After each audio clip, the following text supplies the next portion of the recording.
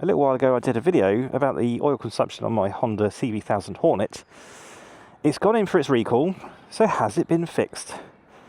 Let's find out.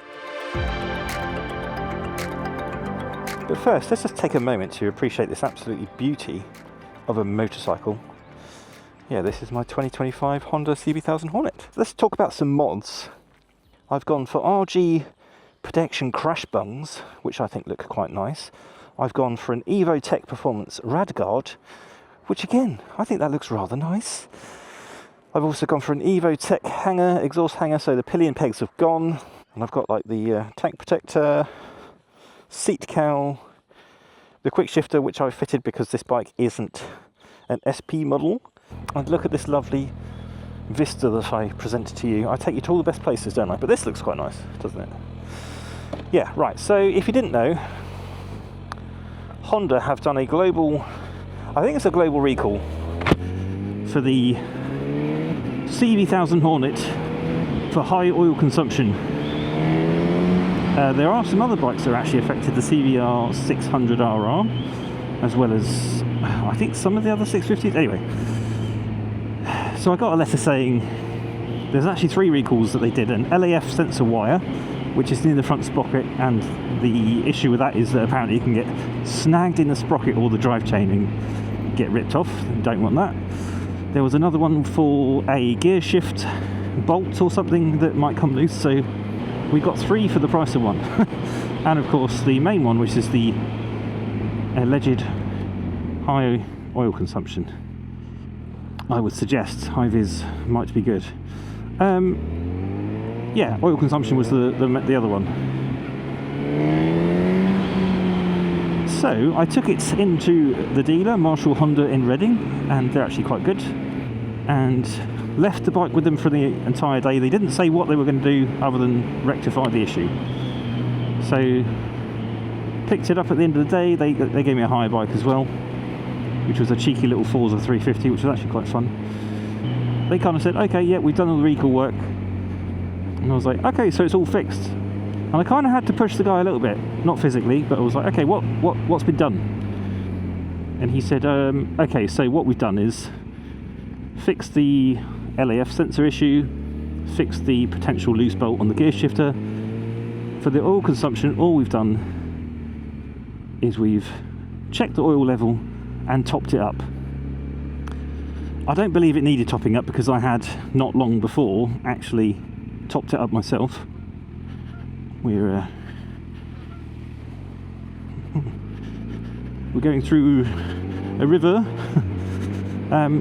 Yeah, so I don't believe it actually needed any topping up, but anyway, alas. So yeah, so they just topped it up. So it's like, well, okay, well that's not it fixed then, is it?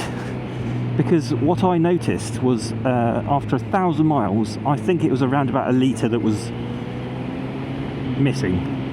And I think 1 litre per 1,000 miles is too much. I think that's too high in terms of a modern 4-stroke engine, Japanese engine, no less. Yeah, I don't agree that that's acceptable oil consumption. And it seems that Honda agree that that's not acceptable.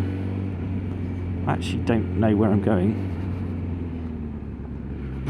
Yeah, so I did say to him, so what's next? And he said, right, so you ride it 500 miles, check the oil level if it hasn't run out. Which did make me laugh. It's like, okay, well, if it runs dry, I will certainly notice because the engine will shit itself. And then, yeah, I said, what if it does run dry?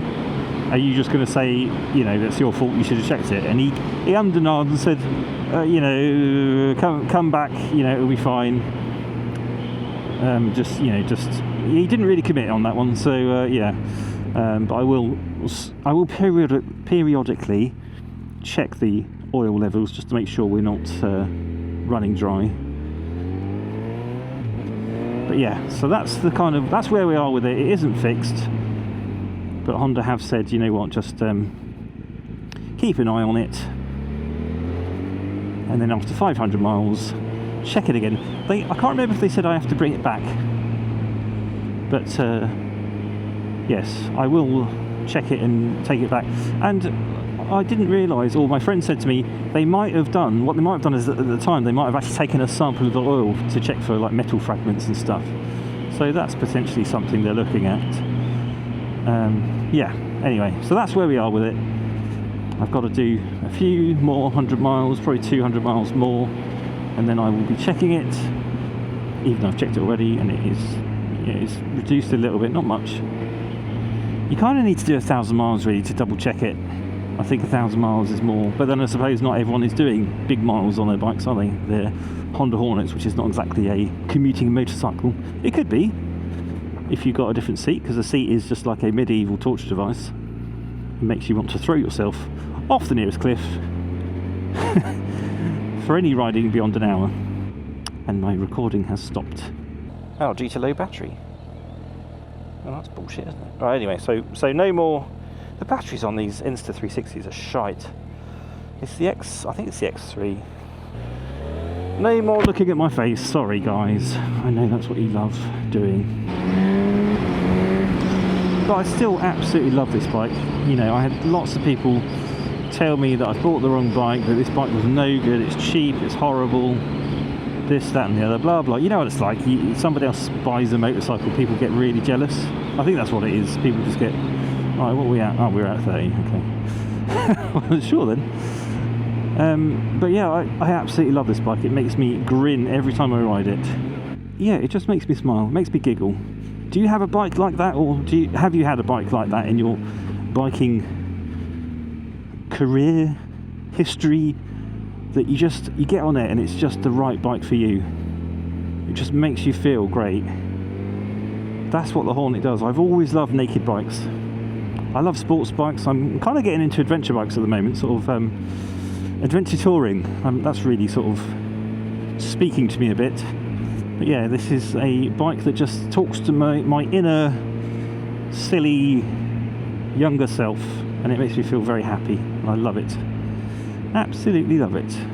I don't think there's much more around here, to be honest. Nope, we've kind of reached... I mean, this is a byway. I could go down... Should we go down a byway? Yeah, let's go down... Let's go... Right.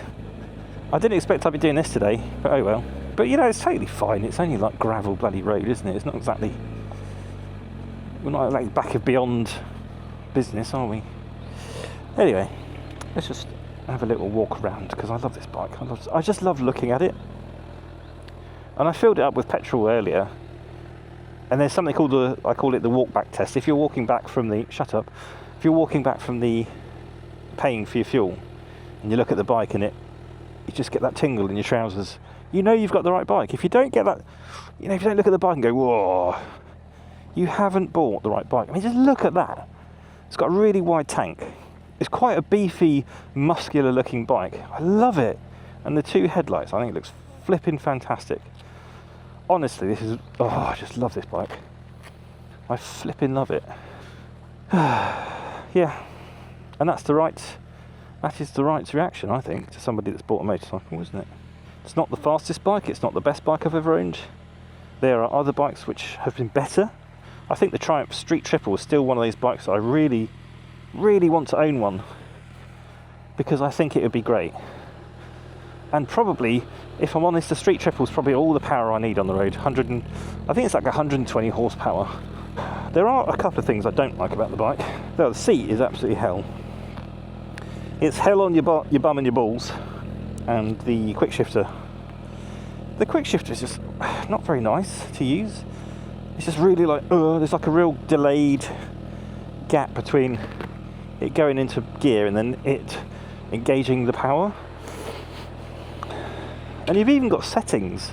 You can even like change how it acts or reacts. And no matter what setting I use, it just still feels crap. Now I'm stuck. Come on. There we go. It is a silly motorcycle. No, actually, it's not the motorcycle that's silly, it's me, isn't it? It doesn't have off-road ABS, which is a real problem. Got a fly in the eye there. I'm joking. Don't hate me. I'm just messing. You know, that's the oil consumption issue. The recall, the other two recalls have been done. Oil consumption, I've got to do another few hundred miles and then I can check it. and if it is low, take it back to Honda. I mean, I'm going to be taking it back to Honda anyway, because it's definitely an issue. Because I rode it 1,000 miles and it needed an extra litre putting in. So, and I do not accept that burning a litre of oil in 1,000 miles is fine, is okay. It just isn't. It's not. I don't think that's normal at all.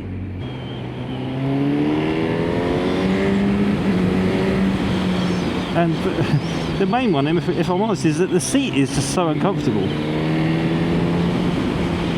The other issue I can sort of live with, it's the quick shifter, it's not the best. Watch out for the mid-corner gravel.